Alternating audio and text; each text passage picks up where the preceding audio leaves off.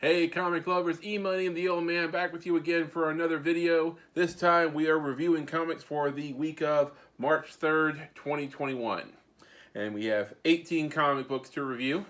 So before we get started today, don't forget to subscribe to our channel, turn on your notifications, give us a thumbs up, and if you like, leave us a comment.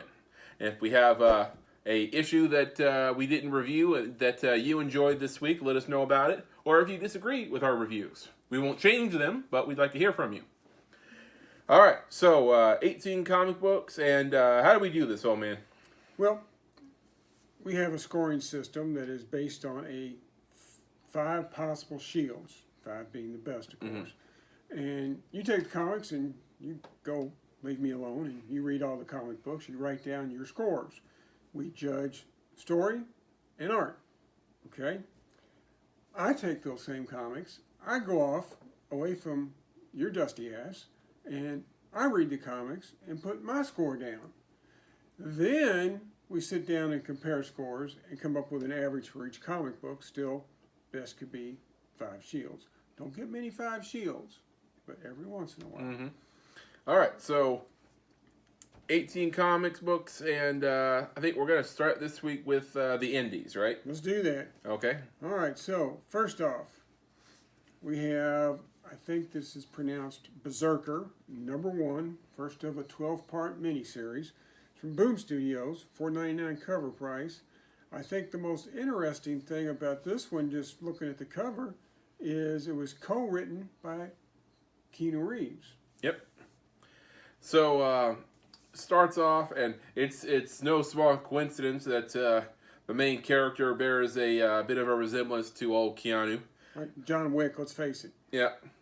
So the story reminds me a lot of the Old Guard comic book, which was turned into a movie with Charlize Theron on Netflix, where the guy's a kind of a super soldier, and you point him in a direction, and on a mission he'll do what you need him to do, and he's not immune to pain or injury. He gets hurt, but he bounces back from it. He's immortal. Yeah, so most of the first half is all action, and then you... Bloody, gory, R-rated action. And then you see, get a sense of his backstory, and he's been around this big blue marble for a long, long time. In the very last panel, you find out just how long. So, definitely a good story. I gave it a 4. Artwork, it was a bit on the average side. I ended up giving it a 3. It's one of many times that we tied. I thought the story was good, gave it 4 shields, and 3 shields for the artwork. All right, moving on. The next book is a comic that was recommended to me by a guy that does a YouTube video. His name's Bueller. And so I picked it up. It's from AWA. It's one of a 5-issue miniseries. It's called Chariot. It has a $3.99 cover price. All right, so imagine Knight Rider without the family-friendly rating and slightly more advanced. That's pretty much what this comic is. You got a guy who loves cars. He's down on his luck. He has a kid in the hospital for cancer treatments, I believe. And some of the bad people he's involved with come to collect, and he ends up getting rescued from an unlikely source. And the story is supposed to go from there.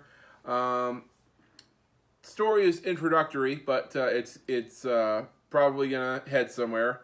I gave it a 3 for story. Artwork I thought was pretty great. I kept looking at the panels, and I saw a lot of detail, even in the backgrounds. So I ended up giving that a 4. All right, I agree with you 100% on the writing. I thought it was pretty good. I gave it 3 shields. I couldn't give the artwork a 4. I gave it like a strong 3. So that comic averaged out to 3.5 shields. All right, next we have one of the few Dark Horse comics we've picked up in a long time. This is Dead Dog's Bite, #1. Has a $4.99 cover price. Well, the story begins like an old school Twilight Zone episode with a guy who is certainly a Rod Serling type guy, and he's like, the story begins in the at the beginning, and he says, I am presenting to you these facts as they happened. And he's doing that thing where he's actually in the scene, but obviously the other characters can't see him or hear him talking. So story is you got this teenage girl, at least I think she's a teenager, and her best friend went missing a while back, and she's determined to find out what happened while everyone else is doing these vigils and candle lighting ceremonies and praying for her safe return. She's like, no, I'm not doing that crap. I'm going to find out what happened. And story goes from there. And I said it's Rod Serling, but so far I don't know if anything like supernatural is going on here. It just seems to be like a missing persons case. Twilight Zone wasn't all supernatural. And even though this guy is very Rod Serling-ish, my man Rod would never have worn that candy blue suit. No way. But all right, so hoping the story goes from where I gave it a 3. Artwork, I gave it was kind of lacking a lot, so I gave that a 2. Well, this is one of those that we disagreed on. I thought that the story was pretty good. I gave it 4. Artwork was adequate, which is what I judge a 3 to be, just adequate. So I gave it a 4 and a 3. It's still, with his 3 and a 2, it still averaged 3 shields. Next up, now this particular comic, I was going to pass on. I was already up at the cash register, Comic Book World, when the guy said, you didn't get, how do you pronounce it? Eniac? Eniac, E-N-I-C-A. E-N-I-A-C. But at any rate, I was going to pass on it. They highly recommended it. So, I listen to these guys. They're in the comic book business. If anybody's going to know, they would. So we got that and put it in my pile. This is from a company called Bad Idea. It's the first of a 4-issue series and has a $3.99 cover price. All right, so it starts off like it does with a lot of movies where they introduce you to the team on a mission, and they kind of demonstrate what it is they do, and then the main story of the film takes off, kind of like that. Then you're told about this their next mission, and this general tells them the story about this supercomputer that was born right in the middle of World War II, and as the years and the decades passed on, it became more advanced, more intelligent, and eventually became self-aware.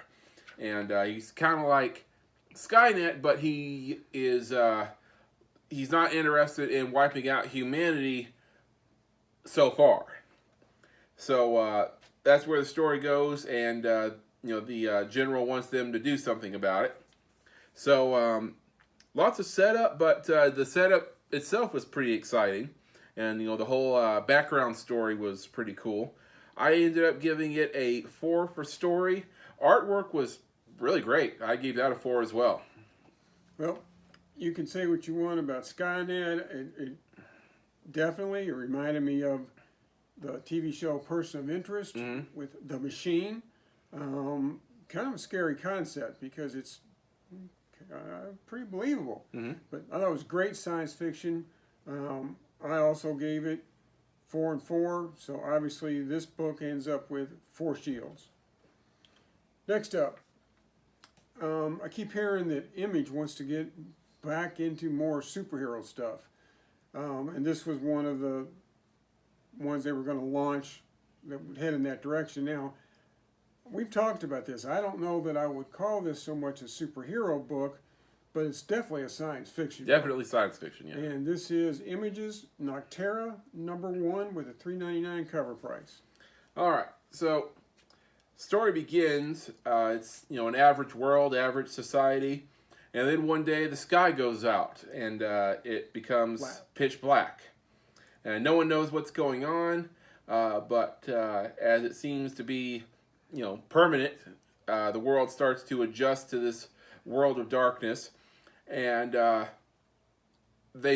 it's not just the darkness. They find out that any creature that is thrown into pitch darkness for, I think, 12 hours starts to change on a biological level, and they become these creatures. That's human, dog, cat, bird. Plants. I mean, imagine all the birds. They're not going to know they need to stay in the light. Right. So you got to figure close to 100% of birds on the planet are going to become these flying evil nasties. Mm-hmm. So humanity builds these outposts that are, bathed in light. And one of the most dangerous and also lucrative occupations you can have in this new world is a runner who is transporting people from one outpost to another. People and goods. Yeah. And so we start off with this girl who was a kid when it first started, and now she's a runner, and she's among the best. And she takes a job that is more dangerous than your average run. So reading this is like, this is the kind of story I wish I had come up with. I mean, it has a lot of elements to Pitch Black, and maybe even Bird Box or Quiet Place. The old man and I, we both love post-apocalyptic type movies. We do. And doesn't even have to have zombies in it. Yeah. So yeah, I really wish I'd. I like zombies. Mm-hmm. So yeah, I really wish I had come up with something like this. I gave the story a 5. Gave it a solid 5. Artwork was pretty great too. I gave that one a 4. All right. Well, we almost agreed. Mm-hmm. I thought the story was great. Thought the art was great. I gave 4 and 4 shields to this one. So by the time you averaged everything out, it ended up getting 4.5 shields. All right. Next up, IDW's Star Wars: The High Republic Adventures #2 with a $3.99 cover price. All right, so you have these Padawans who are being called into service, maybe a little prematurely, and they're trying to save the people on this planet who they don't like Jedi. They don't like anyone who is force sensitive. They don't trust them. So the Jedi and the Padawans are presented with a problem, trying to rescue people from the threat, and also with the people themselves who don't trust them. So the story was okay. I ended up giving it a 3. Artwork, decent enough, also a 3. 100% agreed. Gave it a 3 and a 3. So the comic ends up with 3 shields. And the last indie book this week is Undone by Blood from Aftershock Comics. I had heard about this one and I knew there was something Western going on in it. So what the heck? It's a Western story. I grew up on Western, so we'll see what this is all about. $4.99 cover price. All right, so it begins with a Western story, and then you find out that the Western is actually a guy in the Depression era, 1934, who's reading the novel, and you're seeing what he reads. So it's really 2 stories going on at once, and the guy, being the Depression and all, you can imagine he's down on his luck, and pretty much everybody was. Yeah, and him and this other guy decide to pull a job. And whenever they're, scoping out, doing surveillance or whatever, the guy has a little downtime, he'll, open up his book and start reading, and, you get thrown back into the Western. So, being honest, I didn't really care much for either story, the Depression era one or the Western. They were both kind of meh. So, I ended up giving a 2 for story. Artwork was okay. I gave a 3. Agree with you on the artwork. I gave it a 3 also. 3 shields for the writing. It wasn't terrible. It was an average comic. So that one rounded up to 3 shields. All right, that's it for the indies this week. All right, so next up we're going to do the DC issues. And we're done with Future State, but a lot of... But Future State's not done with us. Yeah. All right, so the first DC comic we're going to talk about is Batman number 106. I pretty much decided, since they're going to start this new storyline in all the comics, that I'm pretty much going to get the first of just about anything and see how it does. But at any rate, this is Batman number 106. We got the wraparound cover variant. $4.99 cover price. This has 2 stories. So start with the Batman story. All right, so first story, we see some of our favorite heroes going around Gotham doing what they do. We're introduced, or at least we are introduced, to a new vigilante by the name of Ghostmaker, who is teaming up with Batman. Turns out he's been, I think his first appearance was Batman number 100. He had like a 1-page. And then a couple issues later, he had more of a in the story, but I must have missed that issue. I don't remember him.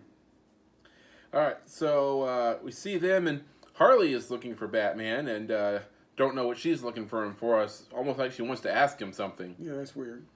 And then we see this philanthropist type guy who wants to give Gotham these magistrate warriors to take back Gotham and restore law and order over the vigilantes who have been allowed to run amok. So in other words, that's the beginning of the Future State storyline that we see off in the future, which I'm not a fan of all this Future State stuff, but okay. So, story, I ended up giving a 3-2. Artwork, good. I gave a 3. I gave the writing 4 stars. Thought the story was pretty good. Only 3 for art, though, same as you.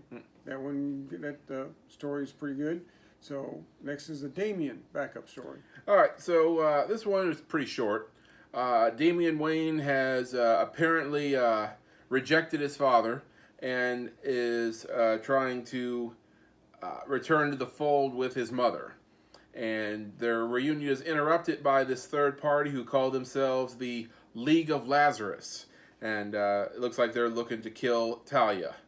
So, story, fairly simple. I gave a 3, and artwork also gave a 3 too, average. Same here. So that comic ended up getting a score of 3 shields.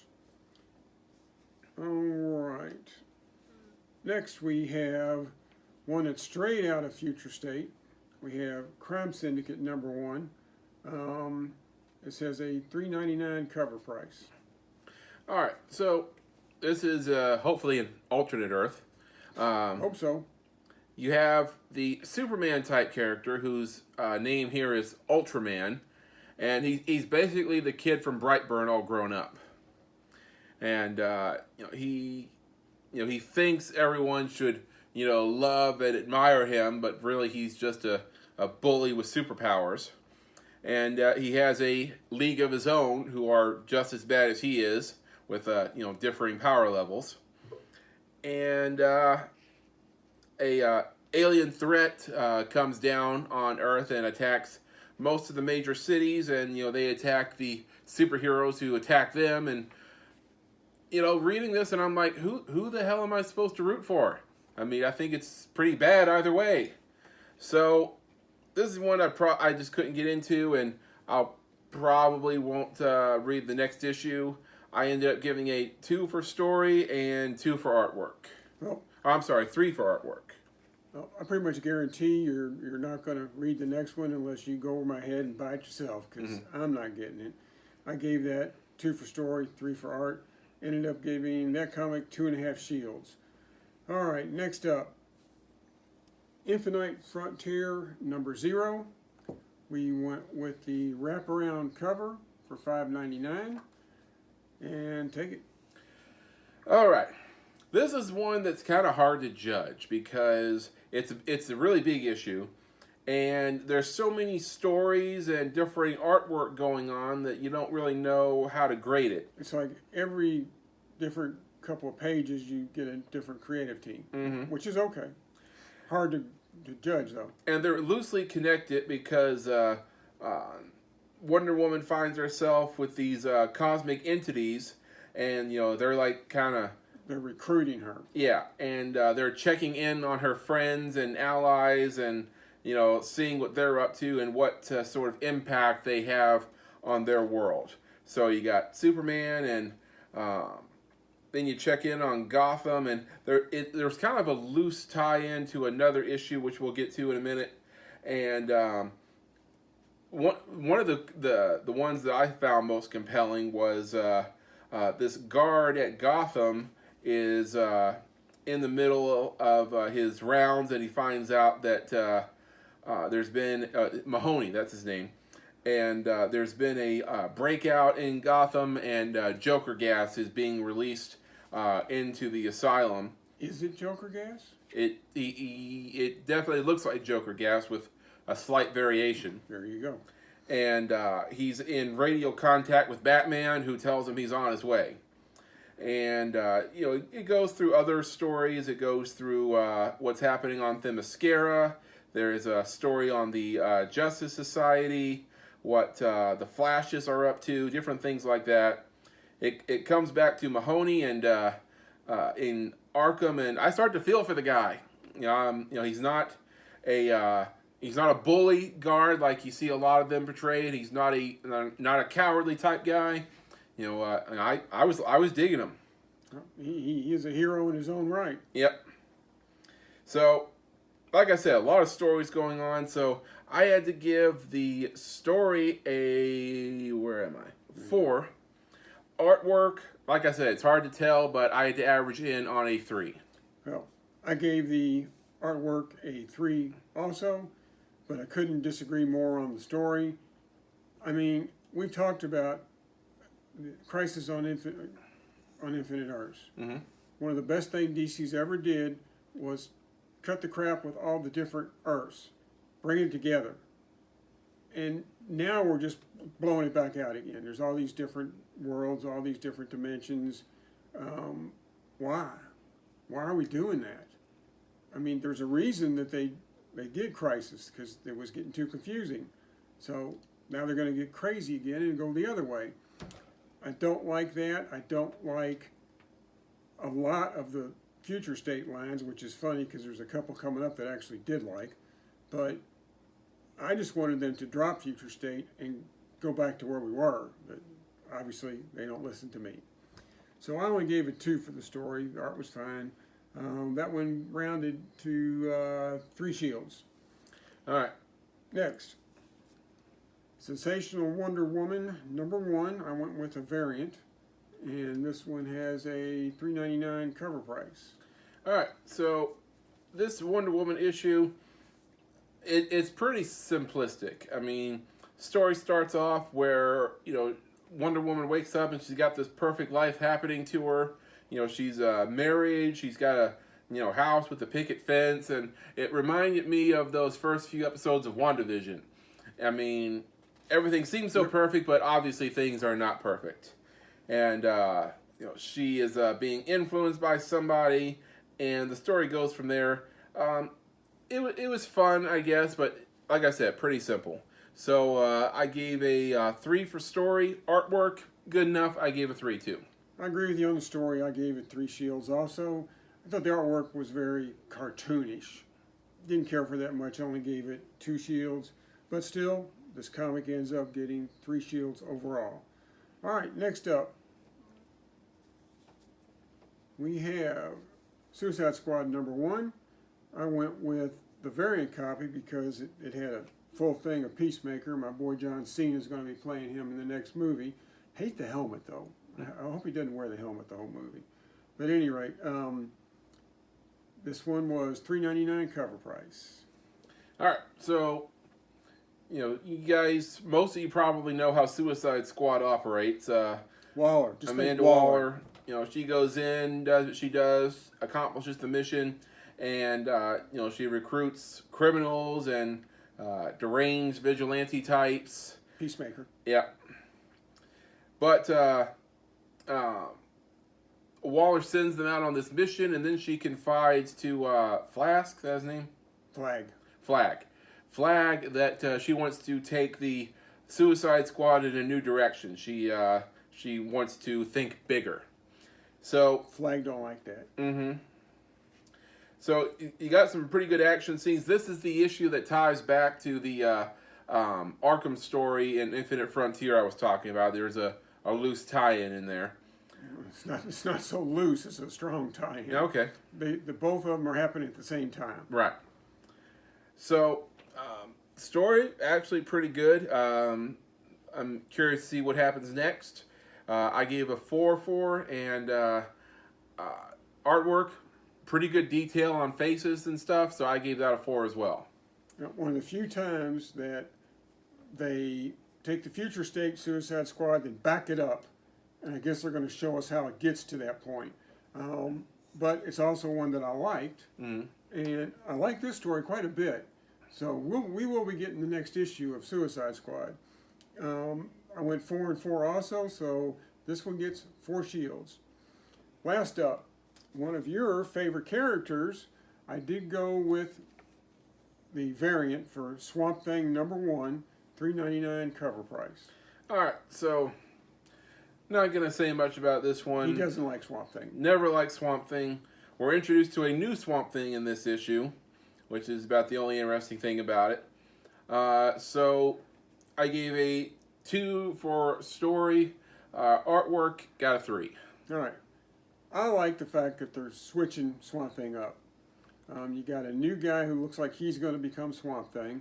There's a villain in there that I thought was kind of reminded me of Null a little bit, but nowhere near as powerful.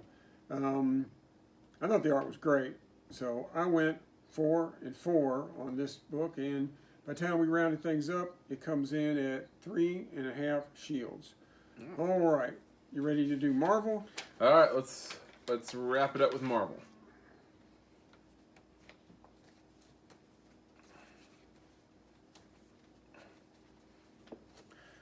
All right, so the first one was one I'm not really familiar with. Yeah, we went with America Chavez #1. Now, I know she's been around for a while, but I've really not read anything with her in it. I mean, I play a game called Marvel Strike Force.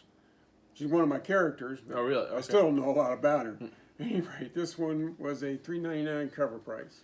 So, story starts out with America Chavez, and she is working out in L.A. with the West Coast Avengers, I believe.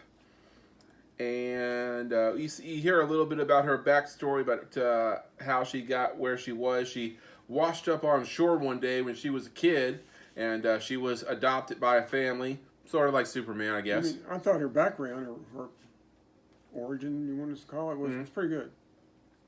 So then she's called back to New York, where her family is, and she hasn't talked to them in a while. And there's a bit of an emergency in New York, as like there always is in Marvel. But she meets up with an old friend who was kind of cool to see. And story goes from there, where she is fighting to reach her family. So the story was pretty good. I mean, I want to see what happens next, I guess. Even though, like I said, not really familiar with the character. Artwork, solid. I gave a 3. We tied. I gave it 3 and 3, which gives that comic 3 shields. Now this next one, I gotta confess, I saw the cover. I mean, a popular character like the Vision, drawn by our bud Alex Ross in his Timeless series, I didn't care what the comic book was. I was going to buy it no matter what was behind the cover. Turns out, it is Earth's Mightiest Heroes, the Avengers, number 43, with a $3.99 cover price. All right, so I opened up the issue here, and you see 2 guys fighting, and I'm like, who the hell are these guys? Now, one problem is this was part 4 of a story arc that we haven't read the Avengers in years, so we were kind of lost out the gate. So I'm on like the 4th page or something, and the guy calls the other guy Bub, and I'm like, wait a minute, is that Wolverine? And then I learned that the other guy he's fighting is T'Challa. Well, they're getting juiced up by Phoenix, and they've got part of the Phoenix power in them, so they don't look like they're supposed to look. Just like when Jean Grey went from being Jean Grey to being, Phoenix, she changed. They've changed a little bit too. So, the story is that Phoenix is trying to choose a successor. So she has given a lot of Earth's champions a portion of her power, and they are being told to fight each other in this big tournament. Yeah. Slug it out. Yeah, which reminded me a little bit of the '96 Marvel vs. DC story. Entities trying to force these heroes to fight each other. Just all Marvel people. So the story was kind of interesting there. In one part of the story, you see Blade, and whenever Blade pops up in one of these multi-hero story arcs, I just think it's kind of cool because Blade is such an enigma. He just seems so out of place among the other Marvel heroes. Does not fit in. For one thing, Blade shows up, the other heroes are going to try and catch him or kill him. I mean, because from their point of view, he's just a blood-sucking vampire. Yeah. I mean, he's not an Avenger. He's not an X-Man. I mean, he sticks out like a sore thumb. We don't think. Right. So, that's always interesting. And, story, not bad, even though we kind of came in at the middle. So, story, I gave a 3-2. Artwork, solid, also gave a 3. I gave the cover 3 shields because it's Alex Ross. And I didn't care about the rest, so I gave everything 3s. Okay. So, 3 shields for this comic. All right. I don't know how many times I got to say this. I don't care for the King in Black storyline. I don't know. I like the main story, the King in Black title issues. I like those, and maybe a few other of the side stories. Well, we picked up 2 of the side stories this week, and I'll explain why. The first one is because it's King in Black, my man Captain America. Captain America did not save this comic for me because I still didn't care a whole lot for it. But it's #1. It's $4.99 cover price. All right, so it ties in with the King in Black title issues, and Captain America and the other heroes have just been freed. Maybe temporarily from Noel's influence, and Eddie Brock's son did that for him. And Dylan. Yeah. Okay, so Cap is doing what he does and is trying to rescue people on the streets along with Falcon and the Winter Soldier. And Noel is still in his head though, so the whole time he's fighting these. Dragons and all these other creatures trying to help people. There's this inner dialogue, this inner debate going on between Steve and Noel. And, I mean, I know he's in his head, but, I mean, the whole dialogue was pretty depressing. And, Noel is trying to play on, every insecurity Steve has, throughout his life. Yeah, sure. I mean, been kicking around as long as he has, doing everything he's done. I mean, you're going to have some doubts. Well, he's still Captain Frickin' America. Mm-hmm. But, I mean, a lot of it was kind of depressing. So, and, the action wasn't all that much to look at. So, I gave a 2 for story. Artwork, decent enough, gave a 3. I also gave 3 for the artwork. What I did like about the comic wasn't Captain America, and it definitely wasn't Noel. It was we get to see the relationship between Bucky and Falcon, which obviously I'm tremendously looking forward to in the TV show that starts in 3 weeks. 2 weeks from tomorrow?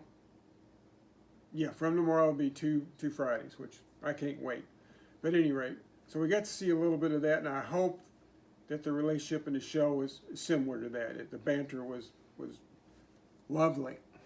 So, I gave it 3 stars for writing, but that comic still ended up getting 3 shields. All right, the other King in Black that we got was King in Black, Wiccan, and Hulkling #1.